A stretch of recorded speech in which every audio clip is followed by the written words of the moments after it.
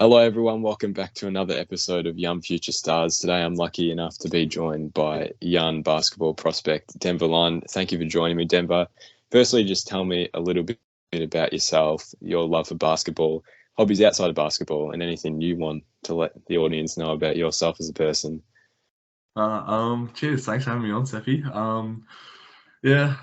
Simply put, like as you said, basketball is a big part of my life.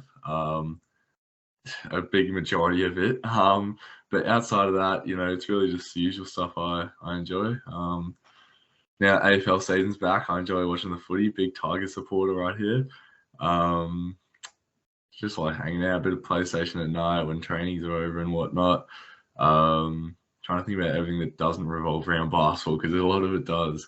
And then other than that, just hanging out with the boys, hanging out with mates. Just the simple stuff. Simple stuff makes me happy. Other than that, basketball-wise, just turned 18, so finished juniors last year. Now playing at Frankston Blues as of this year, which is a move from the club I spent my whole childhood with, all the way from under 12s to under 18s, McKinnon Cougars. Graduated school last year, which is exciting. Just kind of trying to figure that out now. Life after school, got a part-time job and whatnot, but other than that, it does give you a lot more spare time, which is obviously helping with the basketball. Well, tell me about, I guess at a certain point in your juniors, you had a bit of a conflict between basketball and football. You attracted a bit of interest from a few NAB League clubs, which would have given you a bit of a pathway into the AFL. So what made you choose basketball over footy in the end? Yeah, well, obviously, there's some saying for it, but they say you can't teach height. And luckily, being at 6'8", I'm pretty blessed with height. I played footy, since Auskick, really. Originally played at St. Peter's, then shortly moved to Bentley Demons because I had to play with kids my age. Just basically due to the fact that I was half decent as probably the tallest guy in the comp.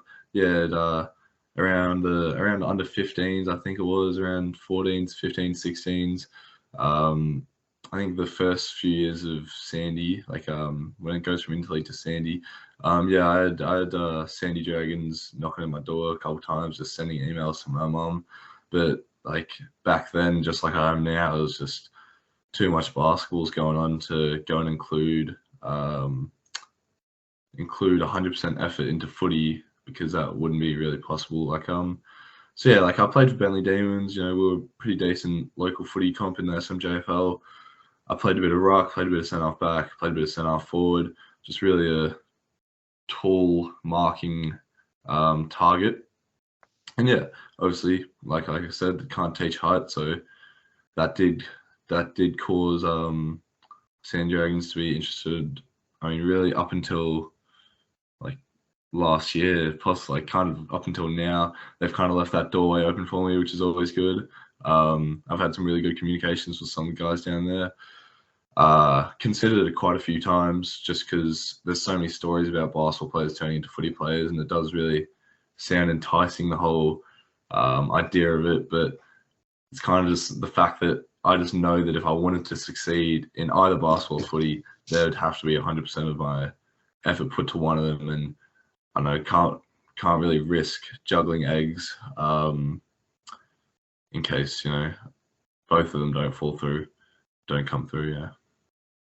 So you stuck with basketball. Let's go back to the start of your career. So obviously you said you started at the Cougars. I mean, tell me about that whole process going through from 12s to 18s. That's the majority of your career at one club, and obviously they set up a lot of pathways for you. So just tell me about that experience, your coaches along the way, so the players you got to play with, because obviously they're quite a prestigious club around this area. So tell me about that experience going up from 12s to 18s. Yeah, for sure. So I started basketball quite early. I was probably 5, 6 years old. So prep in primary school, just doing at McKinnon the development programs. Back then it used to be called Aussie Hoops. I think it still is. Similar programs to that. I started playing domestic. Once again, our guard, and I was pretty lucky to within the first few years be like quite decent for my age. Nothing out of this world. I was no LeBron James, but you know, I was decent because that just played Div 1 domestic as many kids do, and I was lucky enough to kind of be put in this Magic team who, look, not too many people would know about it, but we had a bit of a dynasty going, and that dynasty was kind of led by our coach Marcus Timmins, who, as many would know, has an illustrious basketball career, played many years in the NBL, played many years overseas and whatnot. So yeah, to be kind of fostered by someone with that great of experience that early, I reckon definitely had a large impact on even where I am now. Starting up under 12s, I think he was the one that actually recommended to me. Like I was obviously interested in taking the step up to rep basketball. Under 12s, yeah, Marcus was the coach of the under 12s team. So tried out for that as a bottom major, got picked up. And then, yeah, from there, I was kind of like I don't know, I feel like the best way to describe it was like kind of a steady ride. Like I just would go through the motions, played under 12s, bottom age ones, top age ones, same thing in 14s. But then in 14s, I don't know, it was kind of, I was going through the motions too much. And then 16s, bottom age was the first year I did make the ones, which was kind of a bit of a shock to me at the time. I felt it was undeserving, but looking back at it, it was probably what was best for me. So yeah, made the bottom age 2s. And then from there I got coached by Dylan Stith, who I know, as many would know, played Melbourne United for a few years. He once again has played pro a bit around the place. And yeah, like once again, another great role model that I've just really been gifted to have. Like very lucky, very fortunate, very grateful for just having like those two type of guys kind of guide me in my early years. Probably the years I reckon we'd all agree that kids are most vulnerable, susceptible to positive or negative guidance. I was lucky to have two very positive guiding figures. So yeah, with that, yeah, so 16-2s, I kind of went from, I mean, under 14s, didn't take it too seriously. I kind of dropped off as a basketball player. And that really showed as the fact that like started off 16-2s as coming off the bench, and then yeah, ended up that year as the MVP of the team. And like I really do put that all down to just the influence Dylan had. Long story short, just kept going from there. That was kind of the changing point of my juniors where I said, fuck, like, you know, actually got a chance at you know, doing something here. I've never been too serious on exactly where I could go, what I could do, but I don't know, I guess there was the first time I really had a feeling where something could happen, whatever that is, something could happen. So yeah, went into top age, had a good year there. Probably my first year as like the main guy or one of the main guys, I would say. And that was coached by Dylan again. So yeah, Dylan really encouraged me to take those first steps of just going from what I usually was, a set a screen, get a rebound, kind of big man, to, you know, somebody who actually wanted the ball in their hands and wanted to create and wanted to play, which was really a big advantage because I know in Australia especially, a lot of the big guys are just pigeonholed, like, you know, go set your screen, go get your rebound, go get a post up, go get a dump off, that kind of thing. And the fact that Dylan actually put the ball in my hands, allowed me to create, it really developed me earlier on than a lot of the other guys my height nowadays had the opportunity to do. Yeah, you go if you like. Well, I mean, in terms of development, obviously the last, I'd say, you know, that 2020, 2021 period, I mean, talk to me about COVID, because obviously that was quite a big hit on, at least, I mean, it was a big hit on most sporting codes around Australia, but tell me how it was like in the basketball scene, and did that hurt you in any way, or did it make you better with the training you could do like individually? Yeah, look, COVID was a tough one. You know, I think it was, I do remember it was round one of the week of round one. I think it was the Thursday before the Friday of round one that we first got told, yeah, game's getting cancelled. And yeah, I mean, I'm just like everyone, we didn't think it was going to go this long, but basically 2 years cut off of basketball we got to sprinkle in a few good months here and there, but yeah, personally I'd say it was no good for me in my development. But I mean, I still stuck to it. I still put in the work in my backyard. I put on a bit of weight, put on a bit of muscle, which was always like, a goal of mine. But overall, like, I kind of find myself as a guy who finds motivation easiest short term. Often, when I'm working out on my own, the idea is to get, like, my mindset is I want to be as good as I can be by the weekend, because the weekend's when games played. So, I think about that game. I want to be as good as I can for that game. That game finishes, Monday rocks around, I start training. I want to be as good as for that game. And with COVID happening, bloody hell, there's no games. Like, what do I do? So it's kind of, I guess that's where a lot of discipline comes involved, and you really got to think about who you want to be, how that would be possible. And I mean, for me, it's definitely not possible just sitting on the couch all day. So yeah, I definitely got to move on. I reckon I got to move on more than a lot of my competition, which would have helped throughout those 2 years. But yeah, I mean, it's pretty self-explanatory that overall COVID was not good for the game. Well, let's move on to youth league. I mean, I'm not too sure what youth league is massively, but you tell me about it. Tell me about that experience of that call up. What was that like? Just as a playing experience in general. Just talk to me about it. Yeah. Well, simply put, youth league would be kind of like the rep version of under 24s. Best under 24 blokes in Victoria go up against each other, multiple divisions to it. Kind of looks like the usual rep side, but it's just anyone under 24 can play.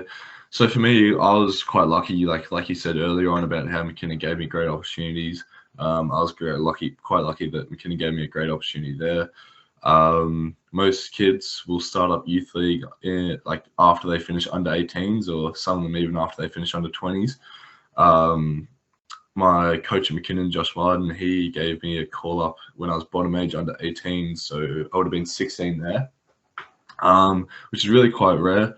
I remember it started off with only a few months before I got the call up is, those tryout applications for the youth league squad, and I remember sending in my emails just like a few of my other under 18 teammates did, and yeah, we all got rejected, and I was pretty cut about that. Like, I just wanted an opportunity to try out and just showcase what I could bring. So I thought that door was closed, but I mean, luckily enough, I remember it was I do remember the exact day was the Thursday of Halloween, a few years back, that I got the call up to just join training. There was no guarantee of game or anything.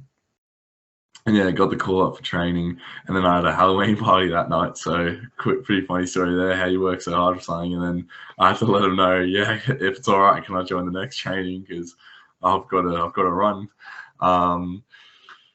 Yeah, other than that, like, yeah, it was great. It was great to play against bigger bodies. Often in under 18s, I was one of the big kids on the court, but then just putting me up to youth league where, bloody hell, I was a pretty skinny guy, still tall, pretty skinny, having to go up against these 22, 23-year-olds who have long finished puberty, got quite a bit of weight on themselves, and I got a battle with that. It was definitely good. Then from there, yeah, went from bottom age 18s. That year was but the age of bottom age 18s playing youth league. That year was mostly cut off due to COVID, and then my top age 18s, they had me doing youth league as well. And then I got a pretty good run there. I was probably like one of the first guys coming off the bench because we had a pretty strong center to start. And yeah, McKinnon had a good run. We had quite a few good players. Probably the favorite for the league MVP was on our team, so that's always handy.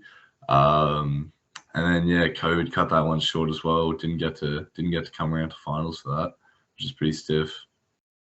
Well, I mean, that's still a pretty big experience in itself. And obviously, correct me if I'm wrong, last year you got the call up from Frankston.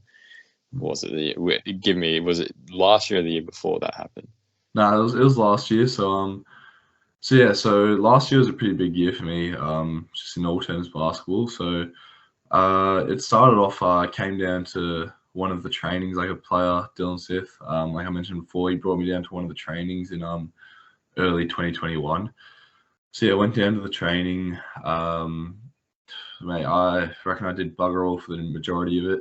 I was just kind of, these kind of things, you're meant to go in there, prove yourself. And I don't know, I just was kind of still getting comfortable to this new level of basketball that I was training at.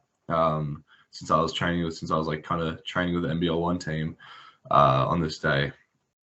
And yeah, it was kind of, I was just playing on the perimeter, just passing, not really attacking, not really doing what I'm good at. For probably, let's say it was a 2-hour training, probably for the first hour, 40 minutes, that's how I was like. And then we got into some full court 5-on-5. So I explained it to like whoever asked that basically I reckon about 20 minutes of basketball was the reason that they stayed in touch with me instead of just told me to bugger off. So yeah, it was basically, we got into some full court 5-on-5, did nothing exciting. There was no Kobe Bryant story about how you hear him just, rock up at 16 and destroy the open gym. It was just the fact I just did the little things. I just got multiple offensive rebounds in that 20 minutes. I set some hard screens, got some layups. Like, there was nothing surprising. It was nothing out of the ordinary, but it was kind of just like the fact that for 20 minutes I kind of showed that I didn't look like an outlier on the court would probably be the best way to describe it. So yeah, for 20 minutes, did all right. They said, yeah, like this year we think it's best for you to stay at McKinnon. Stay at McKinnon, I reckon you'll have more development opportunities there. Like kind of saying like, yeah, the NBL1 team isn't ready for you. Well, actually, that's probably a bad way to word it. I'm not ready for the NBL1 team, just quite yet. So yeah, they said stay at McKinnon, play your youth league, play your Big V, which I got the call up to last year as well, which is Big V, for those at home, it would probably be the third best comp in Australia. And on the semi-pro level, going NBL, NBL1, then Big V. So I got the call up to that as well last year. So I said, yeah, do that. Like, get your experience against the older guys there. And yeah, we'll see what we come to towards the end of the year. And kind of, I don't know, I heard through a few people throughout the following months that they were quite happy with kind of how it went on the day, which is always good to hear. Like, it's always good to hear good feedback. And basically, yeah, with that, fast forward a bit, I ended up getting a text from the assistant coach kind of a few months with the season to go, just checking up on me, seeing how everything's going. A real short chat and kind of just saying, yeah, like we'll talk when the season's done. So wasn't, 100% sure what that meant, but, you could give it a good idea that I get some sort of opportunity. And yeah, just basically as soon as COVID ended that season, we got on the phone to each other. He reached out and just said, like, what do you think about being involved with us Frankston boys? Obviously, yeah, I was 17 at the time. So there was a possibility to play under 20s. There was a possibility to play youth league, and there was a possibility to get involved with the NBL1 team a bit. I didn't want to do under 20s because the previous year I'd played in 3 teams and that was too much of a burden on my body. But yeah, eventually, we talked a bit. It was definitely a hard decision. I make it sound like an easy decision, but being at a club since I was 5 up until 17, it's hard to leave that, especially with the amount of opportunities they gave me in 2021. So it's definitely hard to leave that. Took a few weeks to come to a final decision, and yeah, eventually just said, yeah, with what the assistant coach there, Jacko, talked to me about, I reckon it'd be best for me going forward. Well, I mean, that sort of leads us to now, because that's where we're at in your career. But obviously, a quite big occasion happened as of late. I'm going to let you talk about it, but a bit of US movement, very exciting for you. I mean, obviously, at least knowing you've always wanted to at least get to this stage. So talk to me about it, how the opportunity came about, even just leading up to it. When did you start to know that it was going to happen? And when did you at least have faith in yourself that you could move forward quite substantially in your career? Yeah. I mean, yeah, well, they're just on the part where you say, like, when did I know it would start to happen? It was really, I didn't. So basically, yeah, Nathan's talking about how recently I've just committed to Lake Region State College in North Dakota, America, to go play college basketball there. And yeah, simply put, like, with the way the last couple of years have gone, with the on and off of basketball due to COVID, I wasn't sure if it was going to happen this year. I was quite mentally prepared for the possibility that I'd stay in Australia for the next year and a half and go attack it, because, you know, most people will go over in August of the year because that's when their school year starts. I was quite mentally prepared to stay in Australia for a year and a half and try again next August. But yeah, it's been a goal of mine for, I'd say, probably what I previously mentioned about under 16s, where I said, you know, I'm not sure what can happen, but I want something to happen. Probably been a goal of mine since then, to go and play college basketball on a full ride scholarship. And yeah, it's a good feeling to make that aspiration come reality. So yeah, with that, the recruiting process, definitely a tough one. Biggest things about recruitment for colleges is probably quality of game tape and quantity of game tape. And it's pretty hard when, you know, you get the first few conversations with a coach, and they're asking for game tape. You know, you send through a couple games, send through your highlights, and then they ask for a third game and a fourth game, and it's like, mate, I haven't played a game in 6 months due to COVID. It's a bit hard over here. So yeah, in the previous years, it's become a big thing in college basketball that they're taking a lot of Americans and they're taking a lot of transfers from other colleges, just because guys like me play international. Like, firstly, they can't really gauge how good we are because they have no real clue on what type of comp I'm playing. Like personally, I can see, you know, I'm playing at the rep level, at the highest level in rep and whatnot, and youth league and all that, and I can, you know, give a bit of credibility, just like a lot of Australians can do to that. But mate, I tell an American coach, hey, I play rep basketball. Mate, what's rep basketball? What's youth league? They got no clue on that. So for them, it's kind of easiest to just drive down the road and watch a high school basketball game where they know exactly how good everyone is and pick out the best one. So yeah, it kind of came end of last year, start of this year, that I got in good contact with my coach over there, Jared Marshall. Great guy. And yeah, started just talking to him. Like, often it will just, like, in the recruitment process, it's, you know, nothing too strenuous conversations, kind of just getting to know each other a bit. You know, obviously he doesn't want a bad bloke on his team, so just normal conversations. How you doing? How's your basketball going? How's life? All that kind of stuff. And yeah, it was kind of mid one of those conversations one day that he just out of nowhere says, I want you to play basketball for me. Here's my offer.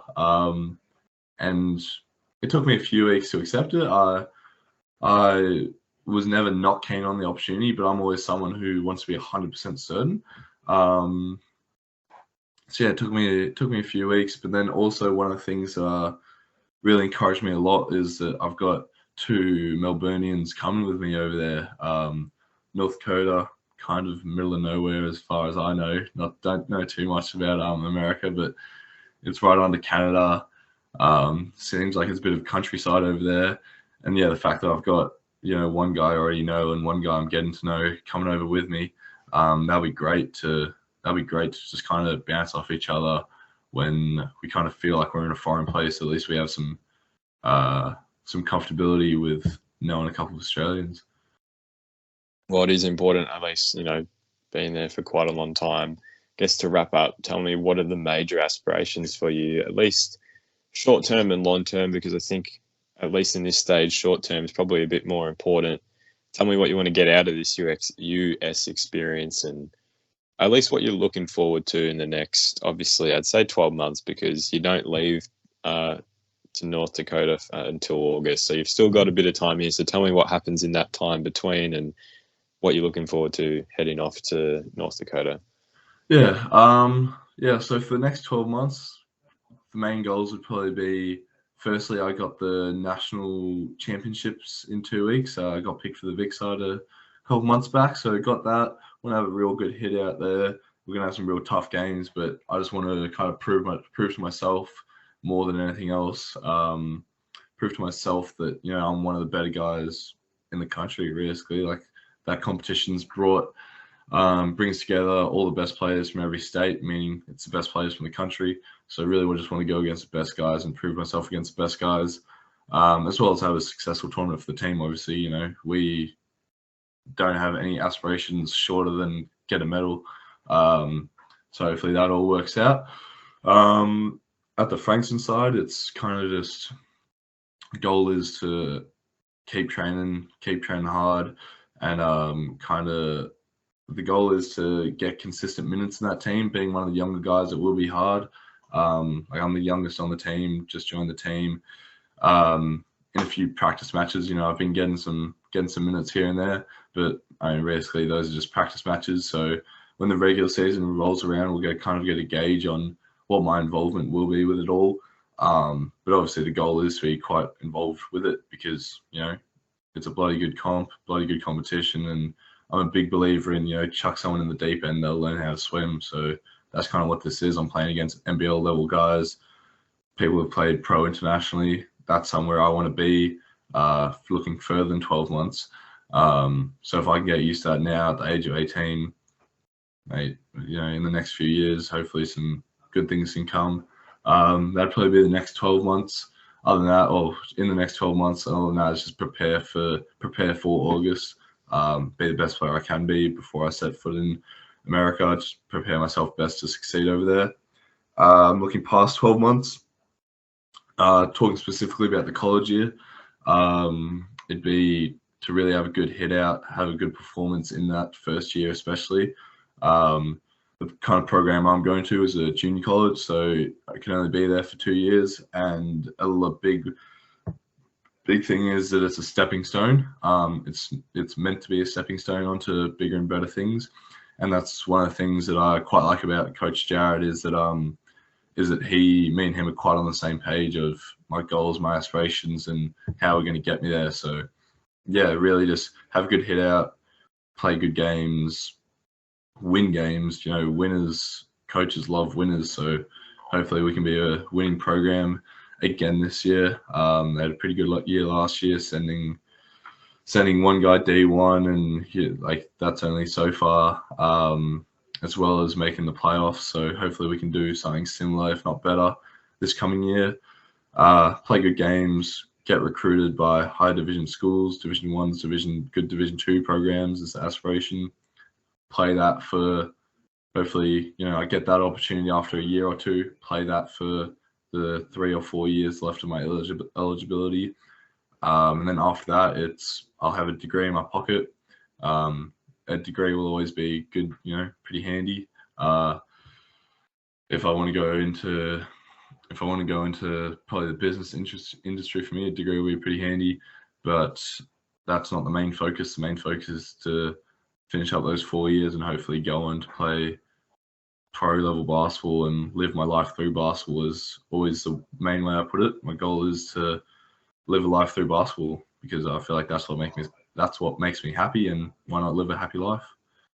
Well, yeah, it is quite the journey so far. Thank you for joining me, Denver. I really appreciate your time. For all those who want to learn more about Denver, follow his journey. I'll leave his socials down below. Yet again, thank you for joining me, Denver, and I will catch you all soon. Cheers.